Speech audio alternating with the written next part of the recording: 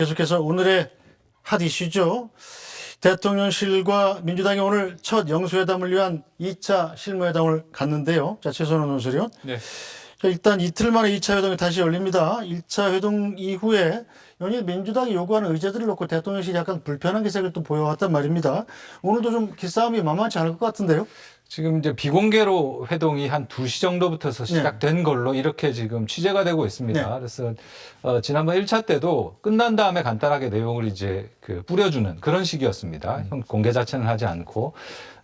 말씀하신 대로 일단 뭐 언론 보도라든지 또 저희 SBS 정치부 또 취재 이런 걸 보면 대통령실에서 조금 민주당의 그 이야기를 40분 동안 들었는데 조금 과한 거 아니냐. 특히 이제 뭐 사과해라라든지 거부권 쓰지 않겠다고 약속해라 이런 부분들은 조금 과한 거 아니냐. 그래서 지금 뭐 화면에 나오는 것처럼 이 관계자 발로 또 이렇게 좀 약간 불쾌감을 나타내는 그런 표현들이 나오고 있습니다. 근데 취재를 해보면요. 전체적으로는 어쨌든 이 영수회담은 어떻게든 성사시켜야 된다. 이게 대통령실의 현재 전체적인 분위기입니다. 네. 그래서 오늘도 아마 그걸 할 수 있는 하기 위한 이야기들이 많이 될 것 같은데 특히 이제 그 25만 원 민생 지원금과 관련해서는 저렇게 이제 지급액이나 대상을 조정하는 형태로 받을 수도 있는 거 아니냐. 뭐 이런 얘기들 나오고요. 이제 저게 이른바 보편적이냐 아니면 선별적이냐 네. 뭐 요 차이가 좀 있겠습니다만은 그리고 결국에는 이제 이재명 대표가 이 공개적으로 발언한 게 두 가지입니다. 네.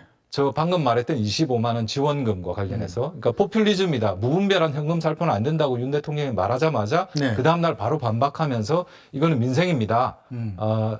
말로만 민생 이야기하지 말고 현장에서 국민의 삶을 왜 반응하고 대책을 좀 내놔야 된다. 네. 라면서 말한 게 25만 원이거든요. 그러니까 저거는 민주당이 굉장히 공을 들이는 겁니다.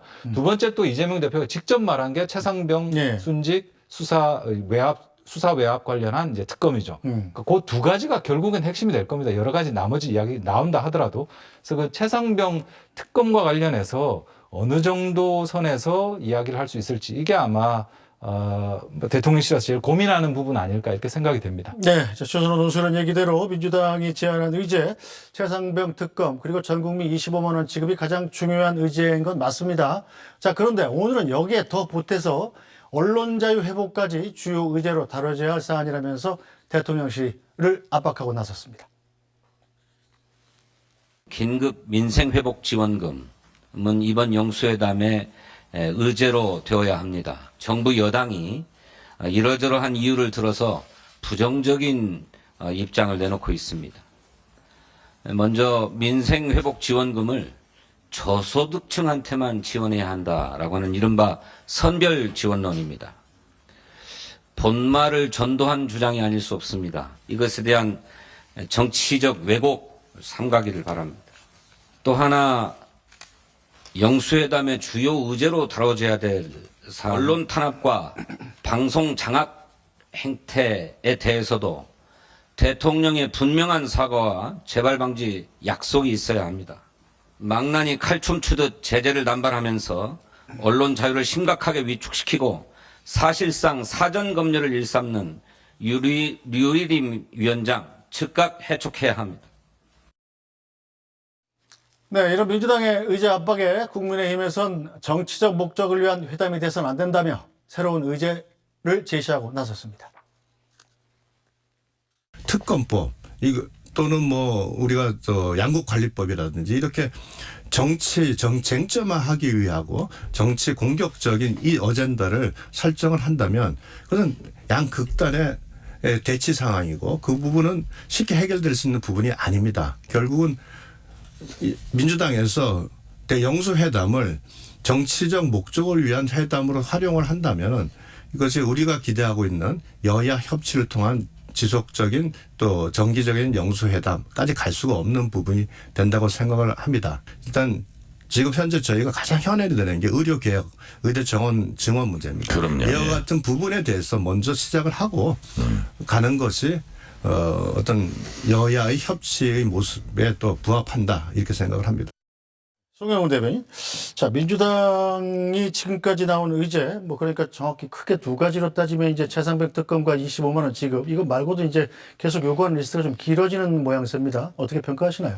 점점 이제 백화점식 요구를 하고 있는데요. 정치는 우선순위의 기술이기 때문에 민주당이 지금 그런 우선순위의 기술을 보일 때죠. 왜 그래야 되냐면요. 민주당은 지금 이 영수회담에 대해서 분명한 전략적 목표가 두 가지가 있습니다. 하나는 옆에 있는 강성 야당인 조국혁신당과는 다르다는 모습을 보여줘야 돼요. 즉 제1야당 원내 과반수를 단독으로 가진 당답게 안정감을 보여줄 때입니다. 그 다음에 이 영수회담을 함으로써 이재명 대표는 국정 파트너로서 인정을 받는 그런 계기가 되지 않습니까? 그 영수회담이 앞으로도 계속 반복적으로 열리는 것이 이재명 대표 본인에게 정치적으로 득이 됩니다. 그러려면 뭔가 하나라도 합의를 해야 그 다음에도 또 열리고 할 수가 있겠죠. 그렇기 때문에 민주당이 우선순위의 기술을 발휘할 때고 그렇다면은 정쟁적인 이슈보다는 민생 이슈 그리고 합의 가능한 것들 이런 걸 위주로 가져와야 되겠죠. 그런 점에서 조금 전에 저희가 유상범 의원 그 얘기도 봤습니다만은 의료개혁 같은 것은 지금 현재 국민 전체가 보편적으로 많이 찬성하고 있는 것이기 때문에 이런 부분부터 하나씩 합의를 이뤄가는 방식으로 하면 좋지 않을까 하고 생각합니다. 네, 자, 김진욱 대변인께서는 어떻게 평가하십니까? 이렇게 의료개혁 같은 시급한 문제를 먼저 다루자는 여당의 제안에 대해서요? 그러니까 그래서 말씀을 드리는 겁니다. 대통령께서도 많이 듣겠다라고 말씀하셨지 않습니까? 많이 듣겠다고 하는데 자꾸 의제는 이건 안 되고 저건 안 되고 이거는 정치적인 의제고 이런 식으로 구분을 하면 안 된다. 그런 식의 태도는 바람직하지 않다라고 보여지고요.